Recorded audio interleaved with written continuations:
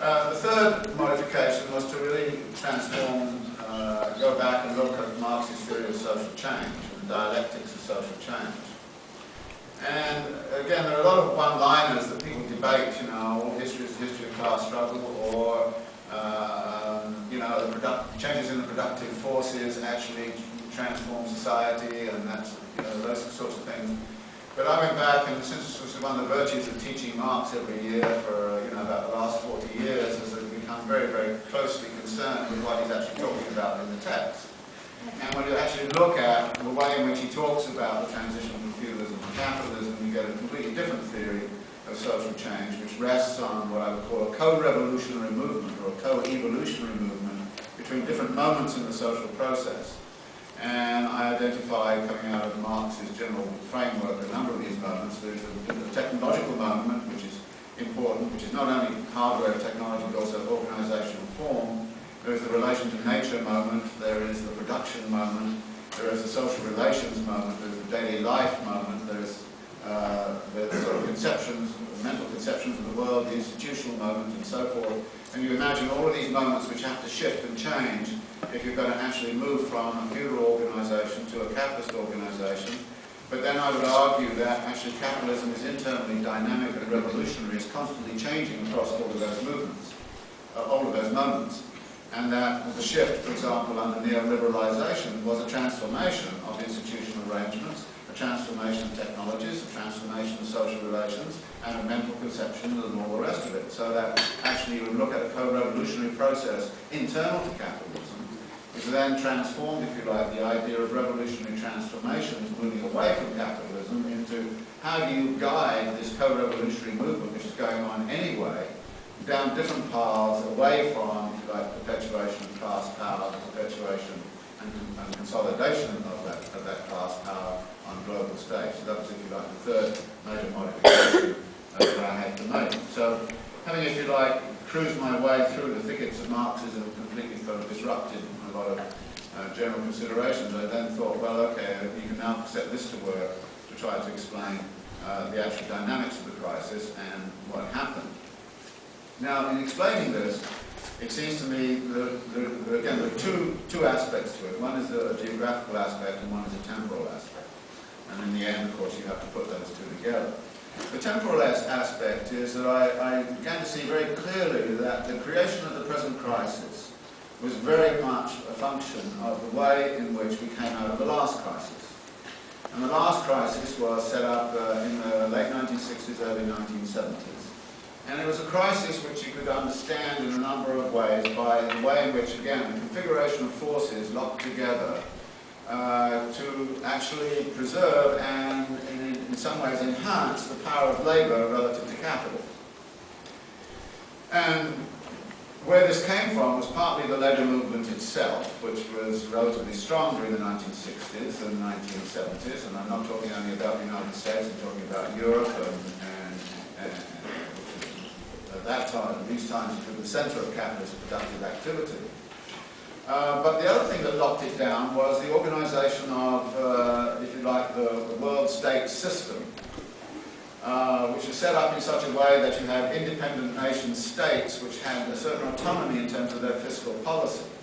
Now what this meant was that a rising labour movement with its political arm in socialist parties and social democratic parties could actually affect fiscal policies to change the social wage. And so you get the rise of the welfare state, and even in this country you get a considerable movement along those lines towards all kinds of regulatory configurations which are not necessarily favourable to capital. One thinks in particular of what happened in the 1970s when organisations like the Environmental Protection Agency, OSHA, consumer credit, all of those kinds of things started to come into the picture, which really did change the balance of power, and it was at that moment that capital started to organise its revolt. Through the Business Roundtable, the Chambers of Commerce and all these things, and they started to set up the think tanks, and they started to pervert the electoral process by grabbing congressional power. They formed what in the book I call the Party of Wall Street, which means that they planted themselves both in the Democratic Party and in the Republican Party to try to actually take over the political process of the country by using money power. And when the Supreme Court said that's okay because spending money is guaranteed under the Free Speech Amendment.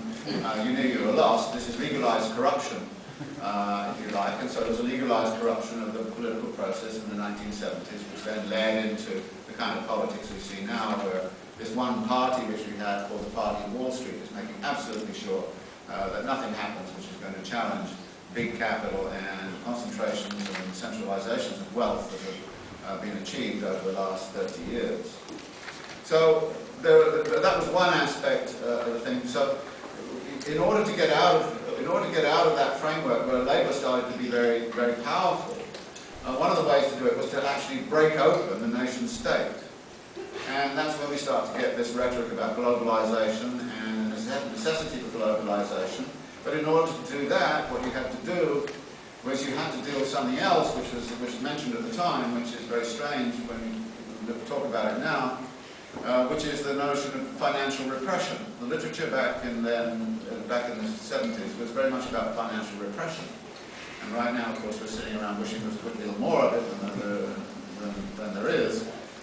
We've gone into this kind of irrational exuberance and infectious greed and all that kind of thing.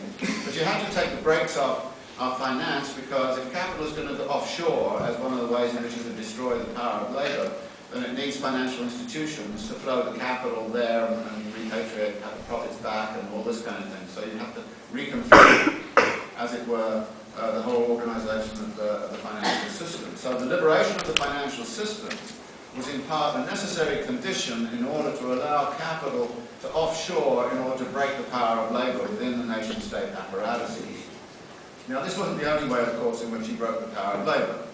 Earlier on, you tried immigration, and actually the guest worker programs in Europe were a very good example of that. The reform of immigration law in this country in 1965 was a good example of that. And then, of course, there were all sorts of other ways technological change, but here we get into another aspect of the thing. The pace of technological change was not so vigorous in the 1950s and 1960s, because capital was also protected inside of these kind of cocoons of nation-state configurations. So during the 1960s, we started to get this formation of a theory of how capital works, which was called monopoly capitalism.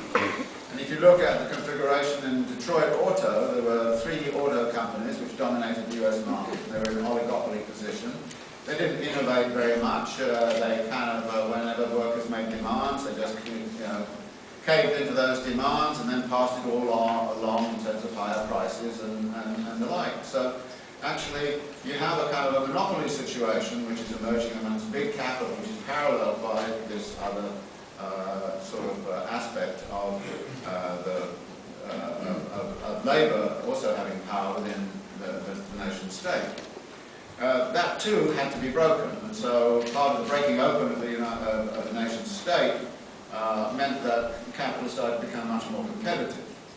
And so by the time you get into the 1980s and so on, you get the Japanese and the German auto companies coming in, and then other auto companies coming in. In a sense, the oligopoly of Detroit got broken, and of course Detroit's never really recovered ever since, and still is sort of struggling to compensate for the much higher competitive situation that arose during the 1980s.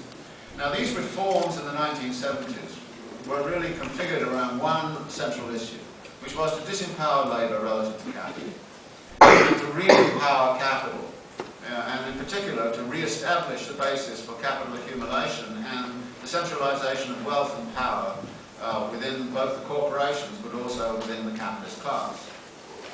And we've seen that process at work, of course, where the capitalist class has become very much wealthier, hugely so. The distribution of income has stagnated, has accelerated the concentration of wealth in the upper classes, so that you now have a far higher disparity of incomes now than was the case back in, say, 1970. The typical sort of distance between the CEO's remuneration and the average salary wage within a company was about 30 to 1 in 1970. By the time you get to about 2008, something like that, it was something like 600 to 1.